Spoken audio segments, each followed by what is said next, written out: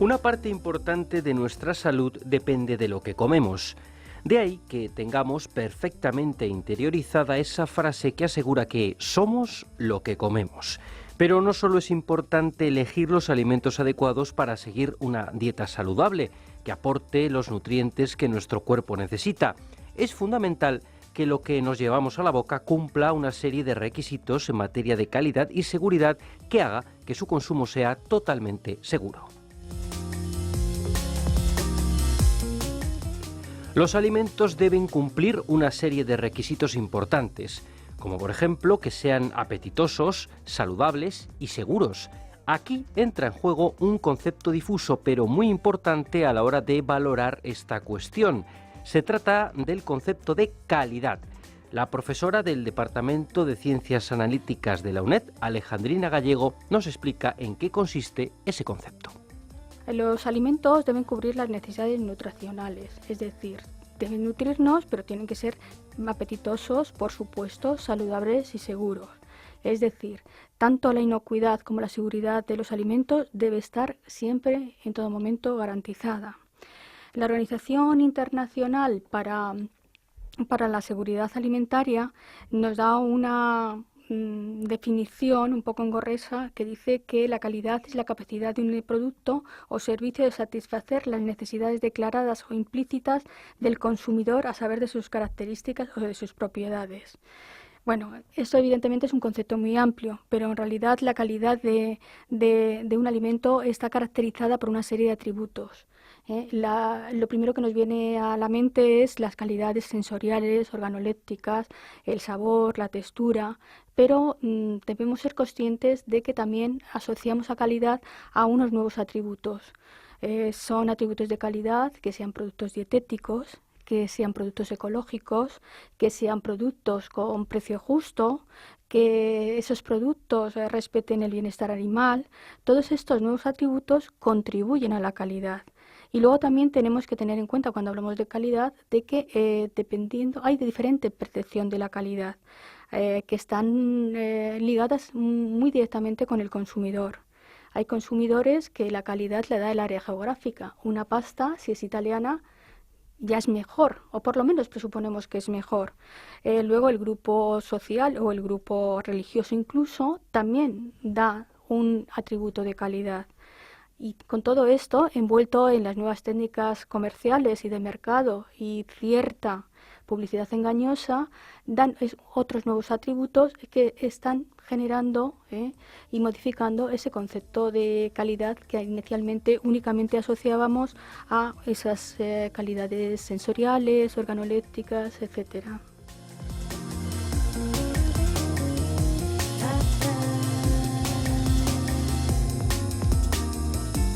El concepto de calidad ha sufrido una evolución histórica a lo largo de los años que conviene recordar. Alejandrina Gallego.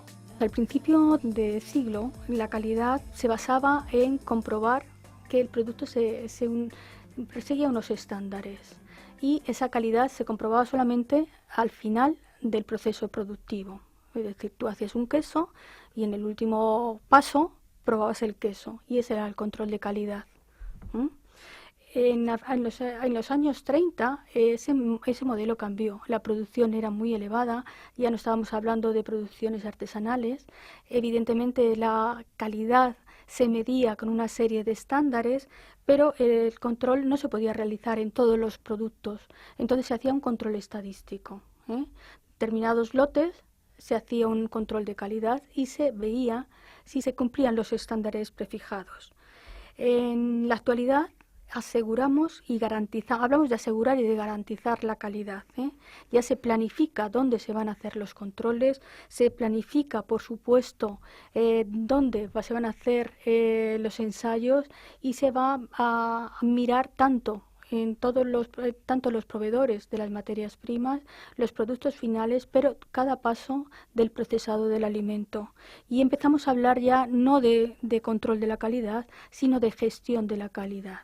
Todos los participantes en la cadena alimentaria, desde el proveedor inicial al consumidor, son partícipes de esta gestión.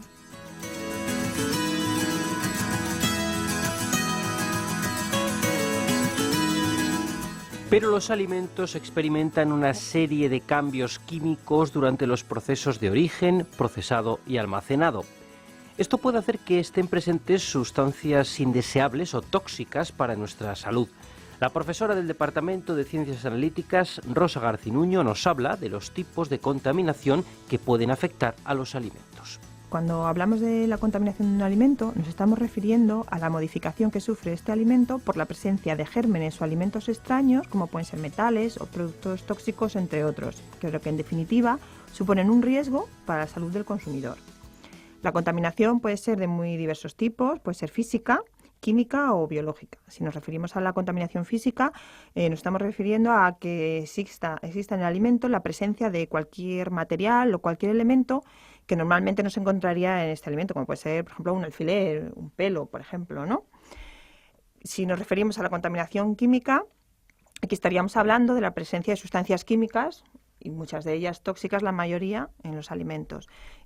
Podemos hablar también de una contaminación biológica, en la que se trataría de la presencia de microorganismos que producen las enfermedades alimentarias, o incluso insectos, y como máximo, como límite, ¿no?, roedores, que ha habido en alguna ocasión, ¿no?, que se han encontrado alarmas.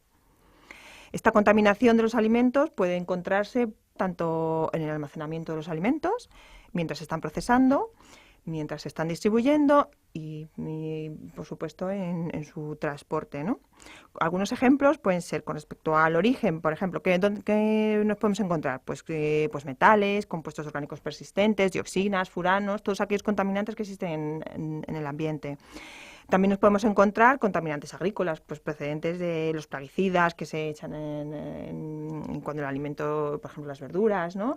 Y esa verdura, pues luego se prepara o se cocina o se conserva, pues el plaguicida, si no ha sido eliminado convenientemente, pues está ahí y al final tenemos un alimento contaminado, ¿no?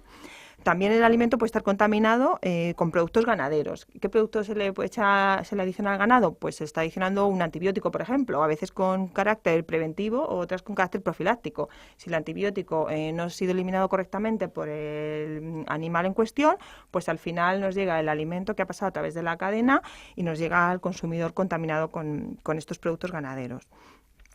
Con respecto al almacenamiento, pues también habría estos mismos tipos de contaminación, pero no solamente habría que hablar de contaminación, sino además habría que hablar de la alteración del propio alimento. ¿Y por qué alteración?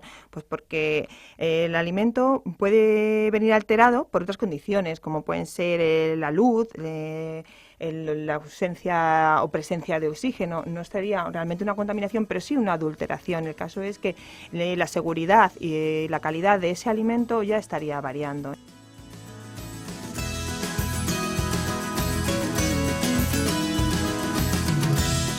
En este contexto cabe hablar de los fraudes alimentarios, que en muchas ocasiones saltan a los medios de comunicación y causan una importante alarma social. No hace mucho, la Organización de Consumidores y Usuarios destapó la presencia en España de ADN de caballo en productos etiquetados solo como de vacuno, que no incluían en su etiquetado carne equina. Esa adulteración de la carne se ha producido en nuestro país y en otros, como Gran Bretaña y Holanda.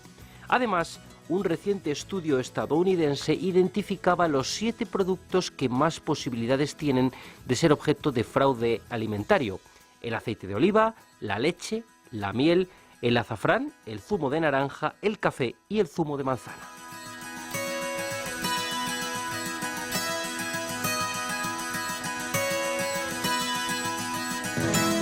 La profesora Rosa Garcinuño nos habla precisamente del fraude alimentario y nos proporciona más ejemplos. Realmente es un engaño y siempre es consciente, porque si no sería un fraude, un engaño consciente acerca de la calidad de un alimento y con ánimo de lucro, por supuesto. Algunos de los fraudes más importantes que nos podemos encontrar en el mercado, pues es, por ejemplo, comprar un pescado descongelado y realmente te lo venden como descongelado cuando realmente no es fresco. Otros posibles fraudes que hay que controlar pues sería el origen del producto. En el caso mismo del pescado, por ejemplo, pues el origen geográfico. En ocasiones te están diciendo que procede del Atlántico cuando realmente a lo mejor no es de ahí, de esa zona. El método de producción de ese producto, de cómo se ha conseguido el pescado, pues no es lo mismo que el pescado haya sido capturado o que sea de piscifactoría. No tiene nada que ver la calidad de un producto y de otro. Las especies, la identificación, pues en ocasiones venden una especie por otra. Esto es muy importante en el caso de los productos que ya vienen preparados o transformados. Por ejemplo, es muy habitual vender la trucha ahumada como salmón ahumado. Y bueno, pues son productos que no tienen nada que ver uno con otro. A veces no ni mejor ni peor, simplemente diferentes y sobre todo en precio. Y este es un fraude que se da muchísimo. Además, nos ofrece algunas pistas para detectar posibles fraudes alimentarios. En muchas ocasiones, simplemente un método físico, como mirar la viscosidad o el índice de refracción, pues es sencillo y con eso sería suficiente para detectar si realmente es el alimento que nosotros estamos adquiriendo o no el adecuado. Por ejemplo, un fraude muy habitual es mezclar aceite de oliva con aceites más baratos, como son el aceite de girasol o el de soja. Simplemente analizando la densidad o el índice de refracción nos ayudaría a diferenciar un aceite de otro y determinar si de verdad estamos adquiriendo el producto que nos dice la etiqueta. Otros métodos un poco más sofisticados pues serían métodos químicos o bioquímicos como los enzimáticos, técnicas cromatográficas de análisis, métodos de electroforesis capilar o incluso la identificación del ADN, que para el caso de los pescados pues es muy habitual. Utilizamos la identificación del ADN de las especies y podemos ver a qué animal o a qué animal nos estamos refiriendo, ¿no? Que es el producto que tenemos.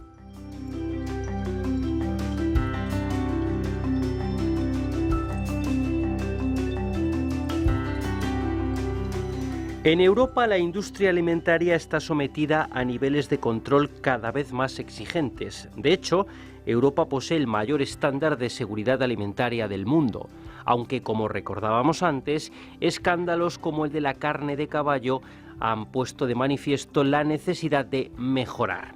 Recientemente, la Comisión Europea presentaba una serie de medidas para modernizar, simplificar y reforzar la cadena alimentaria. Su argumentación es clara. Garantizar la seguridad alimentaria y la salud es esencial para garantizar la confianza de los consumidores y la sostenibilidad de la producción de alimentos.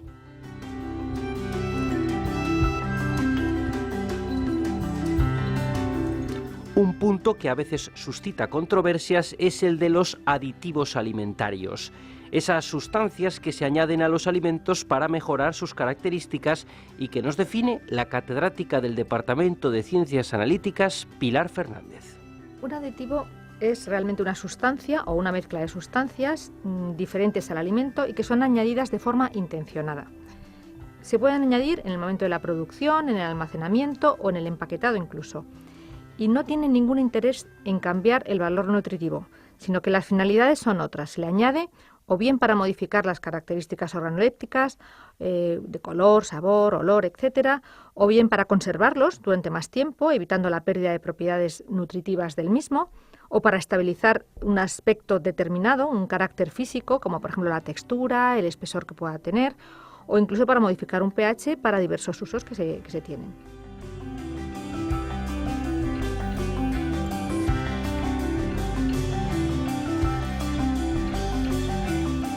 Los aditivos han gozado de muy mala fama, pero su empleo se remonta a la prehistoria. Pilar Fernández.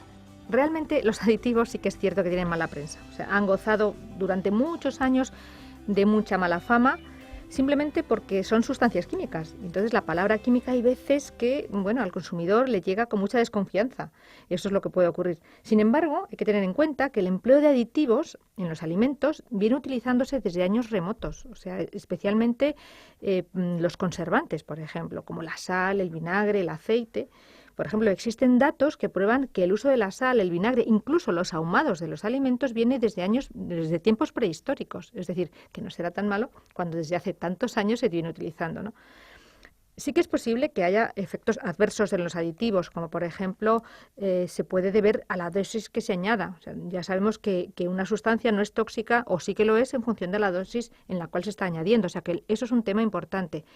Pero hoy en día todos los aditivos de los alimentos, antes de ser utilizados en la elaboración del alimento, han de pasar una serie de controles rigurosos de toxicidad.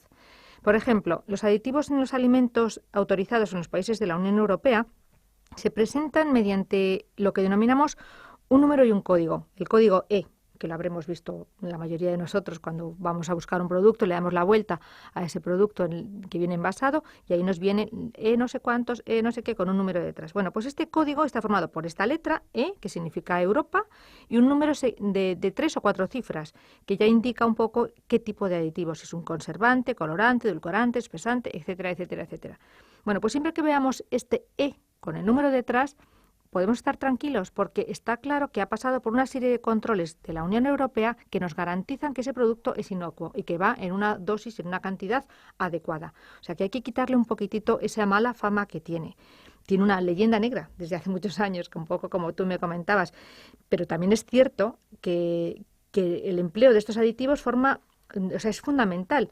De forma descontrolada puede ocasionar problemas sanitarios en la salud pública, evidentemente, pero no es menos cierto que gran parte de los productos alimenticios que consumimos hoy en día no se podrían dar o no podrían existir sin el empleo de estos compuestos. What is it with you English and your deep fried chips and fish? What the bob if you wish? Okay, voila. Los esfuerzos para reforzar la seguridad alimentaria son fundamentales en un sector tan vital para nuestra economía. La industria agroalimentaria es el segundo mayor sector económico de la Unión Europea y el primero en España. Da trabajo a más de 48 millones de personas y representa unos 750.000 millones de euros al año en la Unión. To be rude, but if you do not like our food, we can show you the lobster thermidor.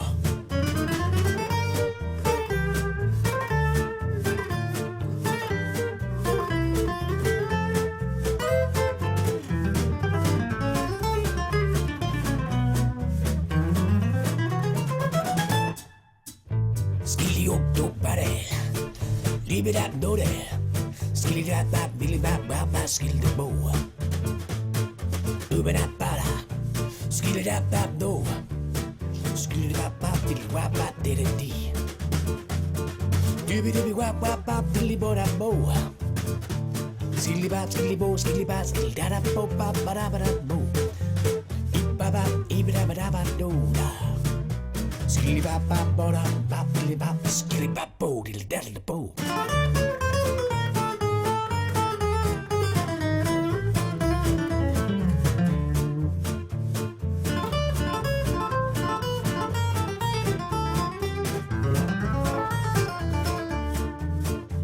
My wife and I prefer the things we know, but since we are in France, we might just give your grub a go. My good lady's partial to a ham omelette. Ooh, lovely.